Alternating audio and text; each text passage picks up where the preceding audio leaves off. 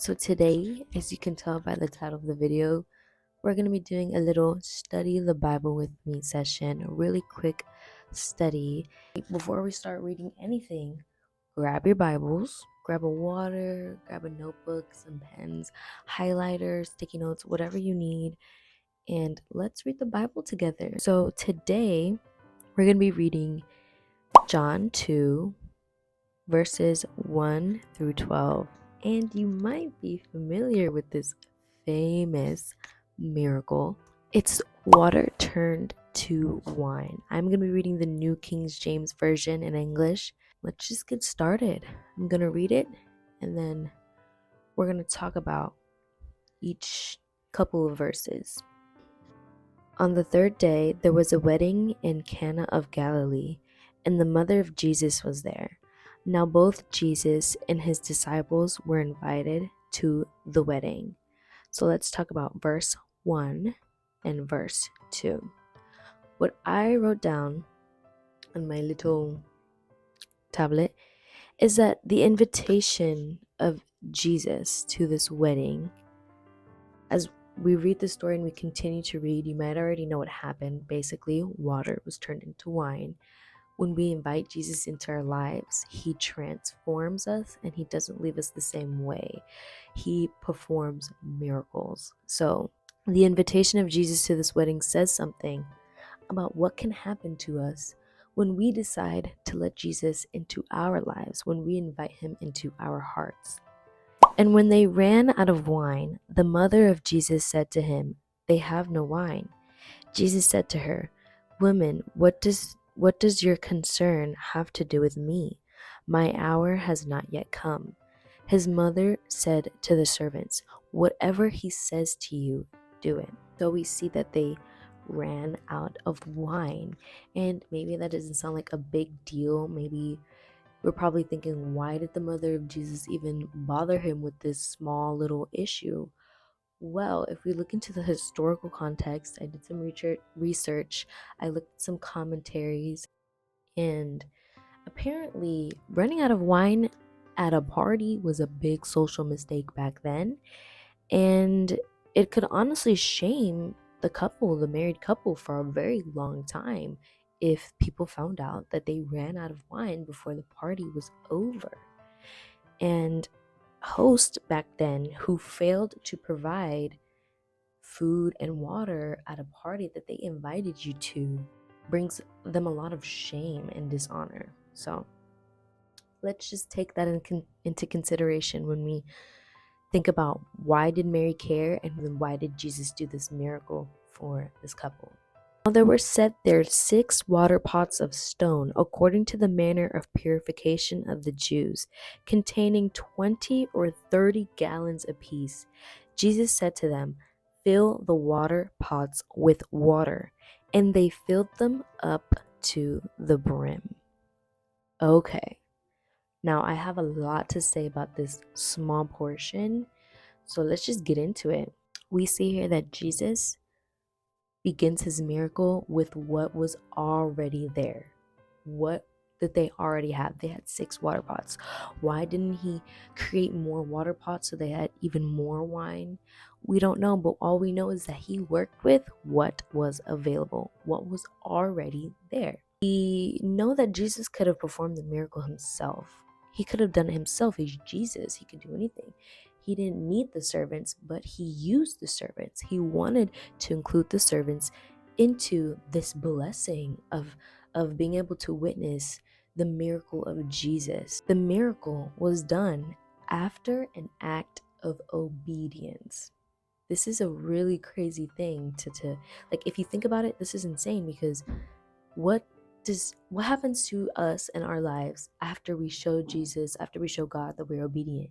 He blesses us. So the blessing isn't going to come if our obedience doesn't come first. The servants were blessed because they obeyed Jesus and they didn't question him. They just did what they had to do. And they obeyed him to the fullest extent. They didn't fill up the water pots halfway. No. They didn't fill up the water pots 3 1/4. No, they filled it up to the brim. The verse says it, to the brim. they filled it up with water. So imagine if they didn't fill it up to the brim, they would have had less wine. They would have had half of 6 water pots filled with wine, or they wouldn't have had as much wine, because remember, Jesus transformed the water. So if we're giving him all this effort, he's going to give us all the strength that we need. He's going to give us an abundance of strength. If we're giving God like 50-50 effort, or 3/4 effort, or 25% effort, we're not going to get 100% blessings back from him. We see that if they were lazy and only filled the water pots half full, there would have been half as much wine. Think about that. After I realized that, like, because I love to read commentaries, I read a commentary called Enduring Word Commentary. It's amazing. And because after I read, sometimes I don't really comprehend what just happened, and I need someone to like give me another perspective of like, okay, wow, this just blew my mind that you were able to like take this lesson from it, because Jesus teaches us lessons throughout the entire New Testament, throughout his life here on earth.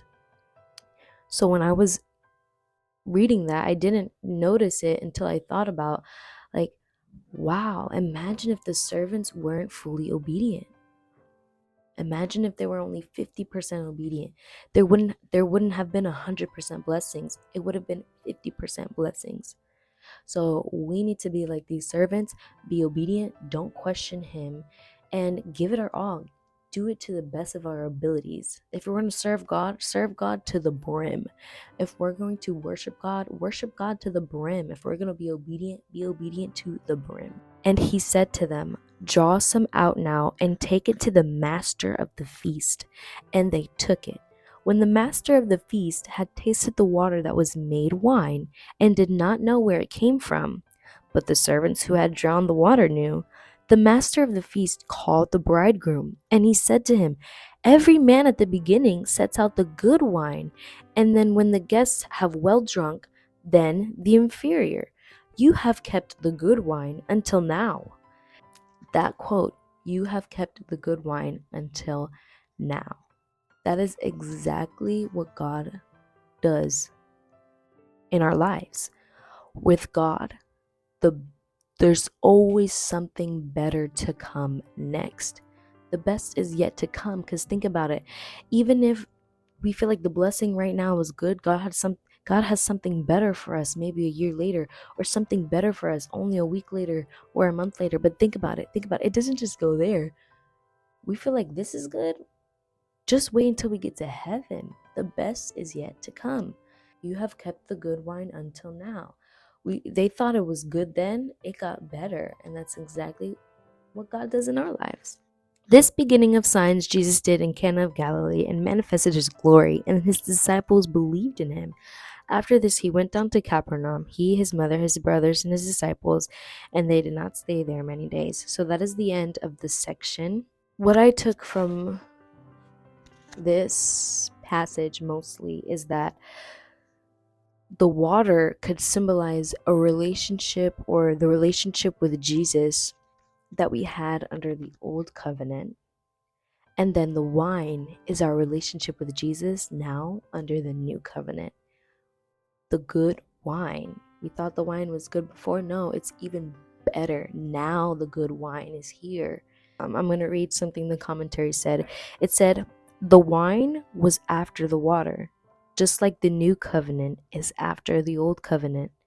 The wine was from the water, just like the new covenant is from the old covenant. The wine was better than the water, just like the new covenant is better than the old covenant. And now the new covenant is established because Jesus came to earth and died for us. So now we don't have to sacrifice animals, this and the third, in order to have a relationship with God. Now we have direct communication and contact with the Almighty. That is the new covenant. That is the good wine." This passage, I feel like a lot of Christians are familiar with, but a lot of Christians haven't really thought about it in the way that I realized and like what I researched. Yeah, I hope you guys enjoyed this reading the Bible / studying the Bible with me. And yeah, I hope you all have a blessed day. Thank you for watching. Bye. Mwah.